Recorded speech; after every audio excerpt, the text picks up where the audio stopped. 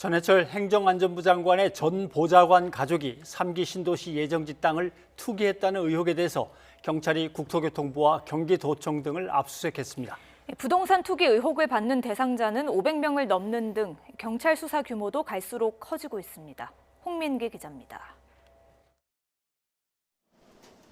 파란 상자를 든 경찰 수사관들이 경기도청 건물 밖으로 빠져나옵니다.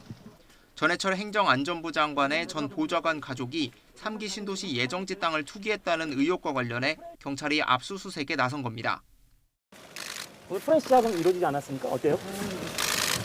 남북한 합동사고가 무료로 있겠죠.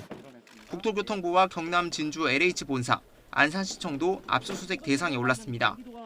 앞서 한 시민단체는 전 장관의 전 지역보좌관 부인 A씨를 경찰에 고발했습니다. 3기 신도시 발표 전 A씨가 내부 정보를 이용해 안산시 장상지구 토지를 매입했다는 겁니다.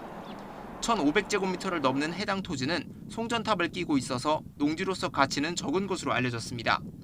택지계획 발표 이전과 비교해 시세는 2배 넘게 올랐습니다.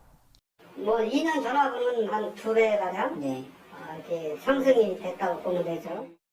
A씨가 대출까지 받으며 이런 땅을 사들인 것은 내부 정보를 활용한 전형적인 땅 투기라는 의혹이 불거진 겁니다.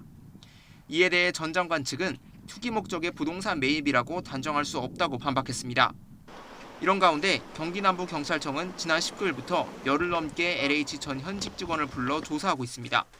앞서 여러 차례 압수수색을 통해 확보한 압수물을 충분히 분석한 뒤 구속영장 신청을 검토한다는 방침입니다. 경찰의 부동산 투기 수사 규모는 갈수록 커지고 있습니다. 경찰 합동수사본부가 내사 혹은 수사하고 있는 부동산 투기 사건은 110건, 대상자는 500명을 넘었습니다.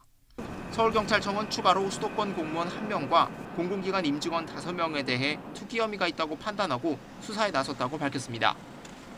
또 투기 의심 사례 6건과 관련자 58명에 대해 사실관계를 확인하고 있습니다. YTN 홍민기입니다.